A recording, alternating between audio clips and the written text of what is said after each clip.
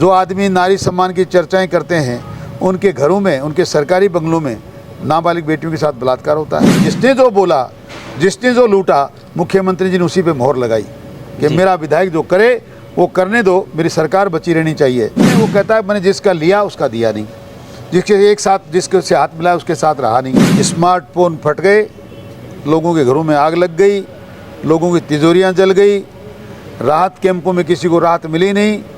बिजली के फ्री बिजली की बातें करते थे तो वीसीआर के माध्यम से दुगुना पैसा वसूल कर लिया गया। बेइज्जती भी उनको बहुत सहन करनी पड़ती है।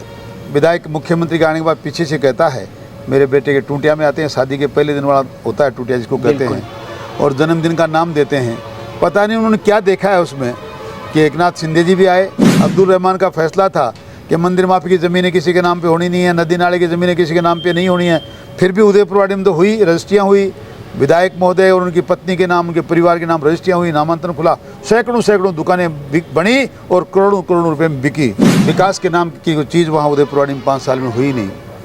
ये दिगर बात है कि लोग अपने स्वार्थ के लिए या मात्र अपनी सरकारों को बनाए रखने के लिए कभी होटलों में जाते हैं, कभी उदयपुरवाटी में विधायक के बेटे के जन्मदिन पर आते हैं। नमस्कार, मेरा नाम है अभिषेक जाखड़ और आप देख रहे हैं आरजे टीवी 24। आरजे टीवी 24 की चुनावी यात्रा लगातार जारी है और प्रदेश में आचार संहिता भी लग गई है और चुनावी रणभेरी शुरू हो चुकी है। इसी के चलते आज हम पहुंचे हैं उदयपुरवाटी विधानसभा क्षेत्र में। उदयपुरवाटी विधानसभा क्षेत्र वो विधानसभा क्षेत्र है जो कभी लाल डायरी के कारण चर्चाओं में रहती है, कभी मुख्यमंत्री गहलोत किसी जन्मदिन पर आते हैं, कभी महाराष्ट्र के मुख्यमंत्री जन्मदिन पर आते हैं।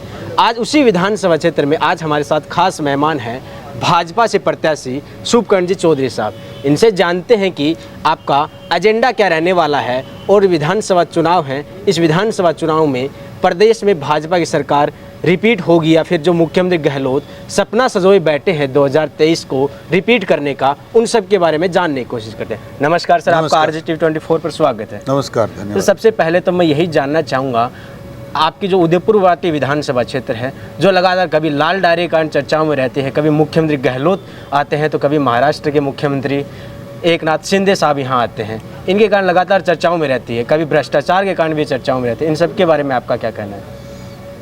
उदयपुरवाटी में चर्चा का विषय तो मात्र भ्रष्टाचार, बेविचार, ज़मीनों पे कब्जे, इंसानों की हत्याएं, इंसानों के साथ अमानवीय व्यवहार चीज़ें तो ये हैं। विकास के नाम की कोई चीज़ वहाँ उदयपुरवाटी में 5 साल में हुई नहीं। ये दिगर बात है कि लोग अपने स्वार्थ के लिए या मात्र अपनी सरकारों को बनाए रखने के लिए कभी होटलों में जाते हैं, कभी उदयपुरवाटी में विधायक के बेटे के जन्मदिन पर आते हैं। बेइज्जती भी उनको बहुत सहन करनी पड़ती है। विधायक मुख्यमंत्री के आने के बाद पीछे से कहता है मेरे बेटे के टूटिया में आते हैं, शादी के पहले दिन वाला होता है टूटिया जिसको कहते हैं, और जन्मदिन का नाम देते हैं।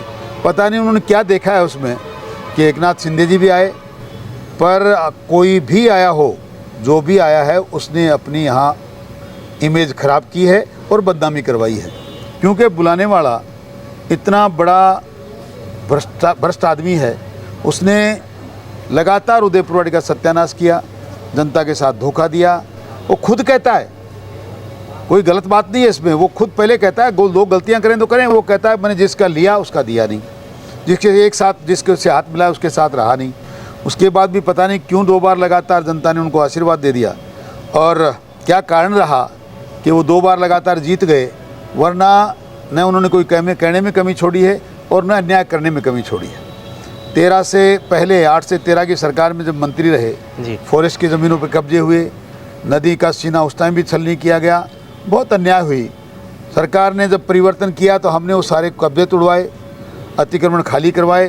पर अब की बार तो मात्र वो अकेला नहीं, राजस्थान की सरकार के पास अल्पमत में इतनी कमज़ोरी रही कि उस सरकार को बनाए रखने के लिए सरकार इतनी कमज़ोर हो गई। जिसने जो बोला, जिसने जो लूटा, मुख्यमंत्री जी ने उसी पे मोहर लगाई कि मेरा विधायक जो करे वो करने दो, मेरी सरकार बची रहनी चाहिए।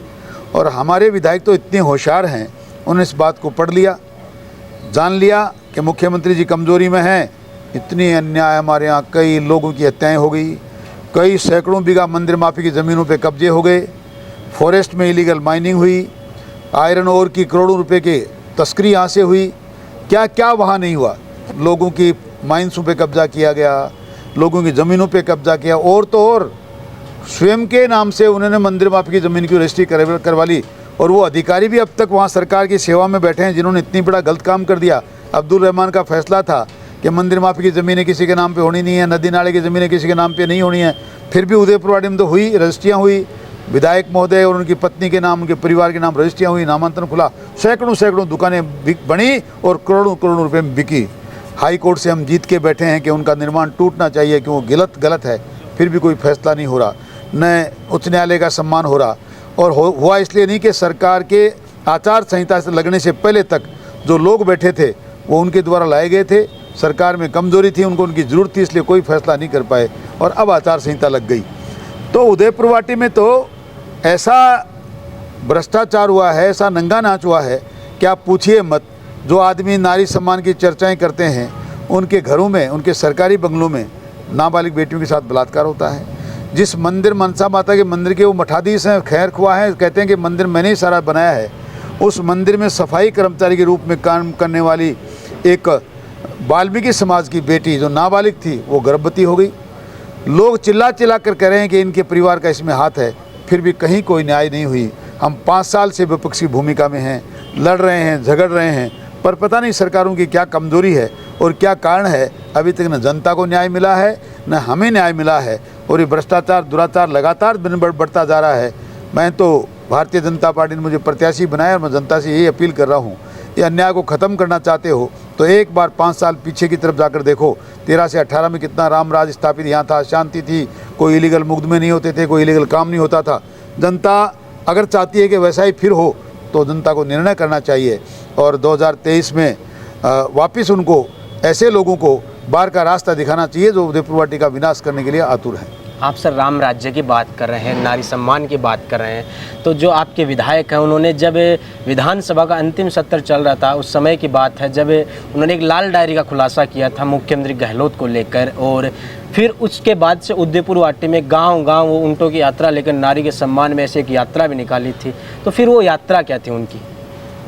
शुरू हुई और बंद हो गई। एक दिन चली, शाम को शुरुआत हुई, आज अंधेरा हो गया कि बंद, ये कह के बंद कर दी गई। दूसरे दिन चली, बरसात हो गई इसलिए बंद हो गई। तीसरे दिन चली तो टाइम फिश हो गई क्योंकि 4 लोग गांव में आए नहीं। ऊँट गाड़ों में 1-1, 2-2 लोग बैठे थे, उनके परिवार के लोग बैठे थे, उनके वो कार्यकर्ता जिन्होंने 5 साल उनकी लूट खसोट में भागीदारी निभाई वो बैठे थे। चौथे दिन गाँव के लोगों ने नकार दिया कि हमारे गाँव इस बात के लिए खाली नहीं है, मेहरबानी करके आप अपने रास्ता पकड़िए, यहाँ आपके लिए कोई स्थान नहीं है। तो चुपचाप यात्रा बंद कर दी गई।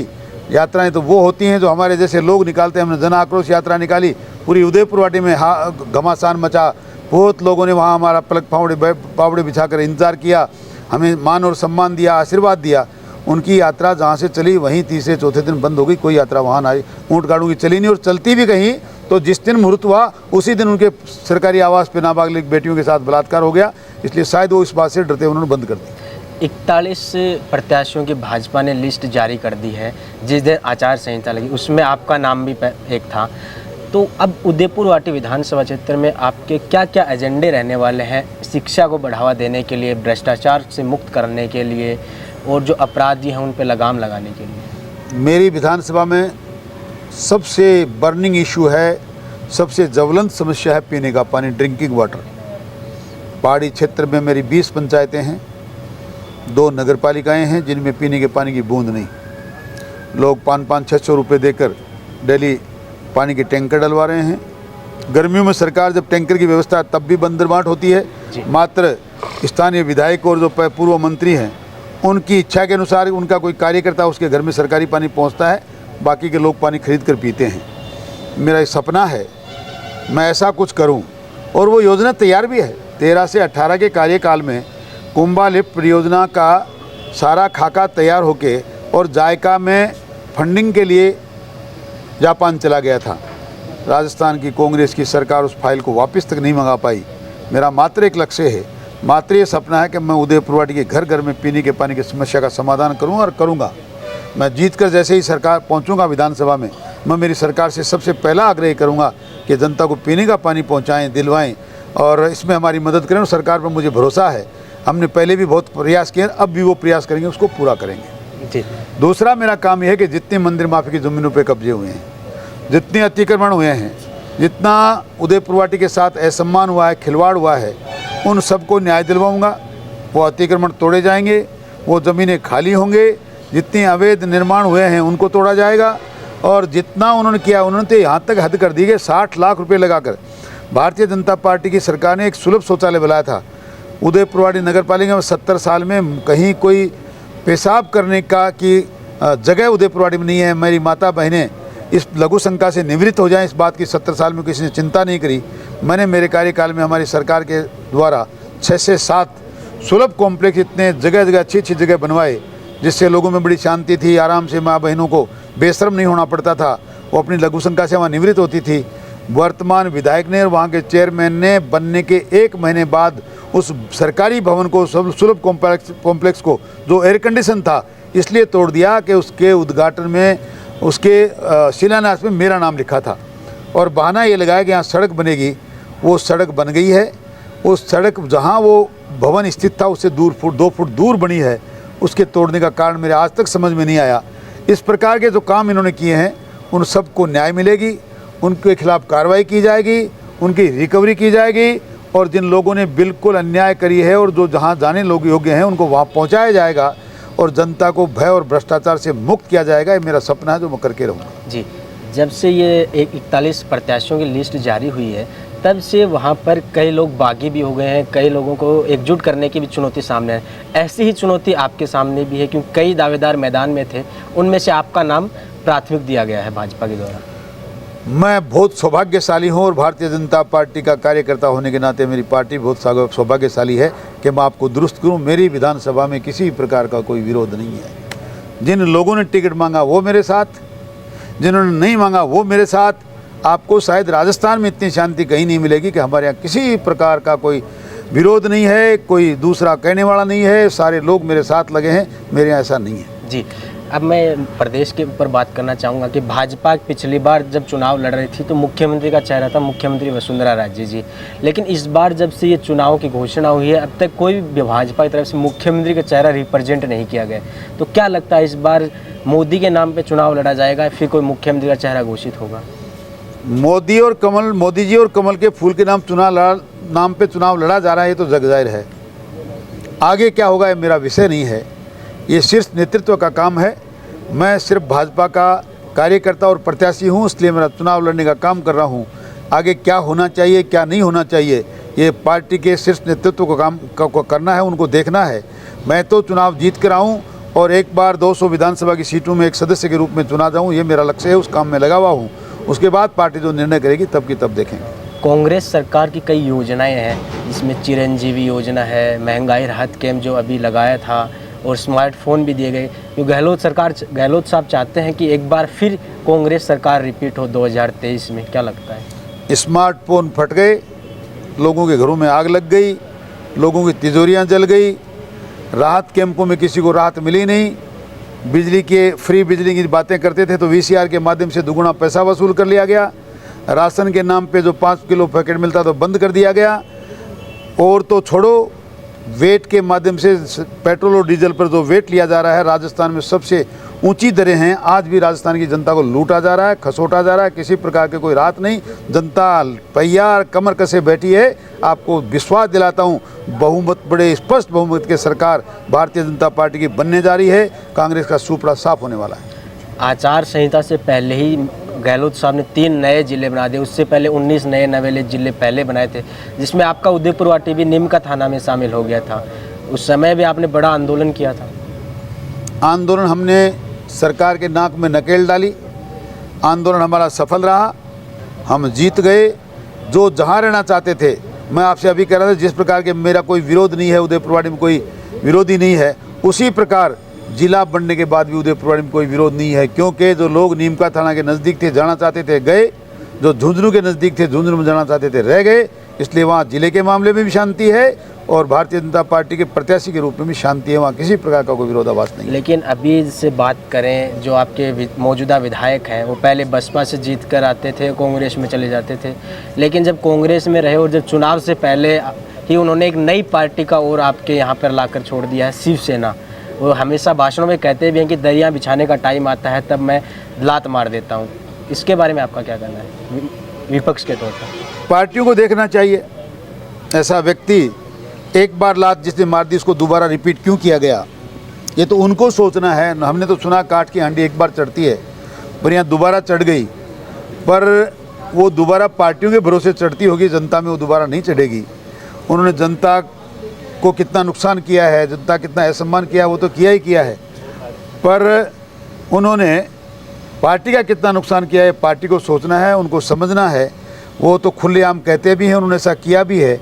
बसपा की टिकट लाके कहते हैं कि मायावती जी टिकट बेचती हैं, कांग्रेस कहते हैं भ्रष्ट सरकार है, हम तो फिर भी इनकी मदद करते हैं। तो ये तो पार्टियों को देखना है और उनको सोचना है। मैं तो जनता को आपके माध्यम से बताना चाहता हूँ, ऐसे लोगों के धोखे में ना आएँ, इनके प्रलोभन में ना आएँ, अपना निर्णय स्वयं करें और उदयपुरवाड़ी में विकास हो, राम राज स्थापित हो, भ्रष्टाचार खत्म हो, अन्यायों का वहाँ से निकाला हो जाए, अन्यायों को वहाँ से निकाल दिया जाए। इस बात पर काम करें ताकि आने वाले समय में उदयपुरवाटी को का विकास हो सके और वहाँ शांति स्थापित हो। आखिरी सवाल, आप हमारे चैनल के माध्यम से उदयपुरवाटी की जनता को क्या कहना चाहेंगे? उदयपुरवाटी की जनता को, भाइयों को, युवाओं को, नौजवानों को, बुजुर्गों को आपके चैनल के माध्यम से निवेदन करना चाहूँगा कि चाहते हो कि उदयपुरवाटी में 13 से 18 की तरह राम राज स्थापित हो जाए, चाहते हो कि उदयपुरवाटी में फिर किसी की हत्या ना हो, चाहते हो कि उदयपुरवाटी में दलित समाज पर लगने वाले मुकदमों में नियम विरुद्ध FIR ना लगे, चाहते हो कि वहाँ ज़मीनों पे कब्जे ना हो, बहन बेटियों की अस्मिता के साथ खिलवाड़ नहीं हो, तो आपके पास मात्र एक विकल्प बचता है कि आने वाले समय में 25 नवंबर को भारतीय जनता पार्टी कमल के का फूल का बटन दबाकर आपके भाई को, आपके बेटे को, इस सेवक को चुनाव जिताकर भेजेंगे तो 5 साल लगातार आपकी आवाज़ बुलंद होगी, राजस्थान की विधानसभा में आपका विकास होगा, पीने का पानी मुहैया होगा और शांति और का साम्राज्य होगा। राम राज स्थापित करने की कोशिश करेंगे, ऐसा आपको विश्वास दिलाना चाहता हूँ, जनता से अपील करना चाहता हूँ। बहुत बहुत धन्यवाद, बहुत शुभकामनाएं हैं आपको कि आप जल्द विधानसभा पहुँचे। तो ये थे हमारे साथ शुभकर्ण जी चौधरी साहब, जो कि उदयपुरवाटी से आते हैं और अभी हाल ही में भाजपा ने इनको प्रत्याशी बनाया है और एक बार पहले भी ये विधायक रह चुके हैं।